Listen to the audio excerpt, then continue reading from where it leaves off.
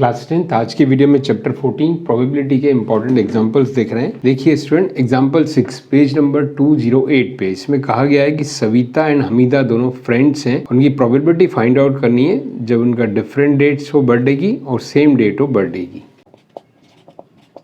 देखिए student, different birthday that means क्या हुई, 365 डेज टोटल होते हैं। यहाँ हम लीप ईयर इग्नोर कर रहे हैं। Total number of days 365। तो डिफरेंट बर्थडे मीन्स एक दिन ऐसा होगा जो कॉमन है। एक दिन कोई भी सपोज कर लें, सपोज 1 फरवरी कॉमन है, तो बाकी 364 डेज अनकॉमन है। तो फेवरेबल आउटकम्स कितने हो गए, 364। तो probability of different birthdays, favourable outcomes upon total outcomes. ये हो गया फर्स्ट पार्ट का आंसर। अब आइए सेकेंड पार्ट देखें। सेम डे मीन्स कॉमन एक ही बर्थडे होगा, तो फेवरेबल आउटकम्स क्या होगा, 1। तो probability of event means probability of same birthday 1/365। या दूसरा मेथड क्या है, आप ये फॉर्मूला यूज कर सकते हैं, probability of event plus probability of not event, ये होता है 1। सेम बर्थडे जो हमें निकालना है इज इक्वल टू 1। तो यहाँ हम सेपरेट करेंगे तो क्या आ जाएगा हमारा answer, probability of same birthday 1 - 364/365। और इसको सेपरेट करेंगे तो यही आएगा 1/365 सेम।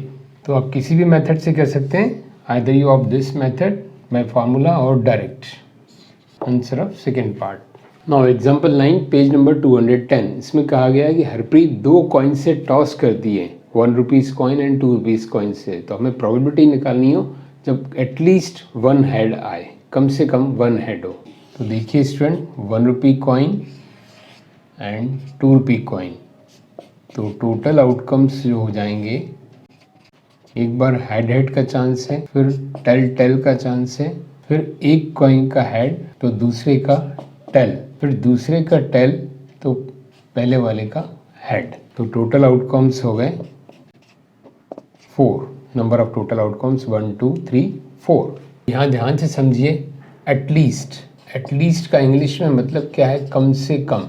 ध्यान दीजिए इस बात पे, ज़्यादा से ज़्यादा कोई भी चलेंगे। तो हमारा ये भी एक फेवरेबल होगा, कम से कम एक तो है ना, भले 2 हो, ये नहीं होगा, ये भी होगा।